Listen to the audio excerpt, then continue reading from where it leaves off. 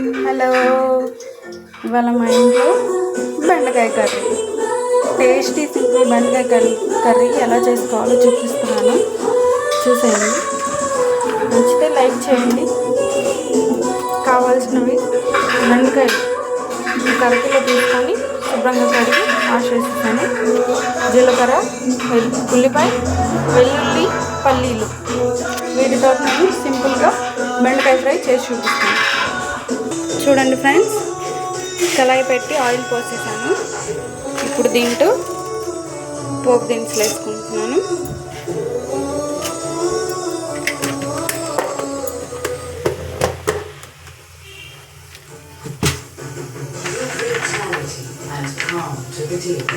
ఇందులోనే కొన్ని పల్లీలు,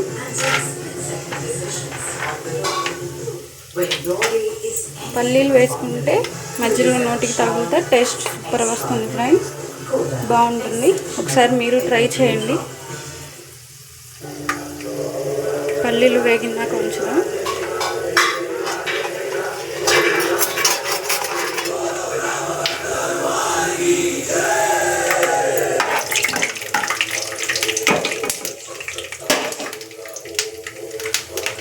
చూడండి, పల్లీలు వేగిపోయాయి. నేను ఇప్పుడు ఒక పచ్చిమిర్చి వేసుకుంటున్నాను. మళ్ళీ ఒక ఉల్లిపాయ, కొంచెం జీలకర్ర. నేను ముందు వేయటం మర్చిపోయాను ఫ్రెండ్స్, ఇప్పుడైనా వేసుకోవచ్చు. ఉల్లిపాయ కొంచెం వేగిపోయింది కదా,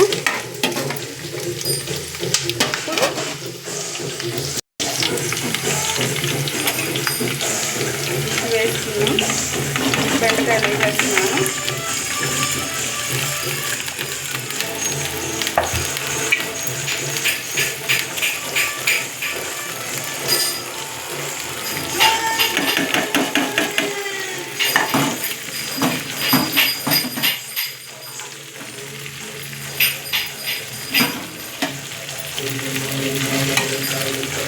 ఇందులోనే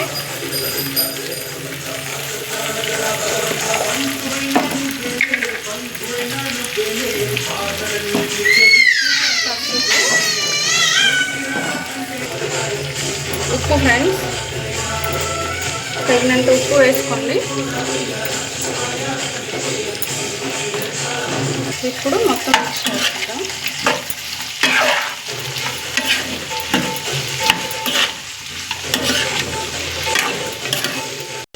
చూడండి ఫ్రెండ్స్, ఇలా కలుపుకున్నాక మంటని మీడియం ఫ్లేమ్లో పెట్టి ఒక 15 మినిట్స్ మధ్యలో కలుపుకుంటూ వేయించుకోండి.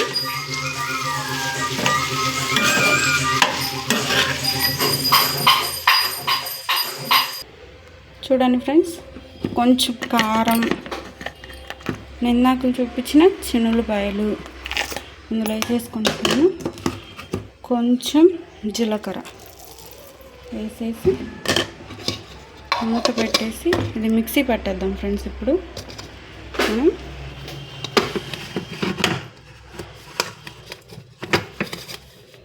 చూడండి ఫ్రెండ్స్, మిక్సీ పట్టాక ఇలా ఉంటుంది కారం.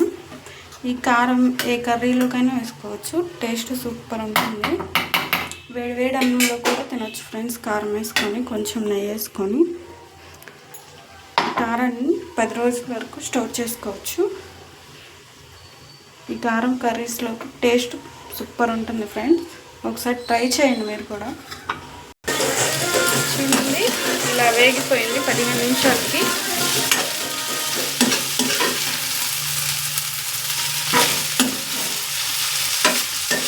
Simple and tasty curry super ఉంటుంది, ఒకసారి ట్రై చేయండి.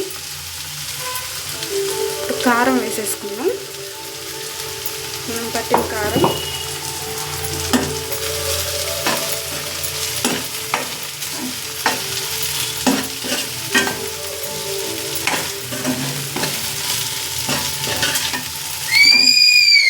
అంతే ఫ్రెండ్స్, అయిపోయింది కర్రీ. సూపర్ టేస్ట్ ఉంటుంది, ఒకసారి ట్రై చేయండి. నచ్చితే లైక్ చేయండి, సబ్స్క్రైబ్ చేయండి.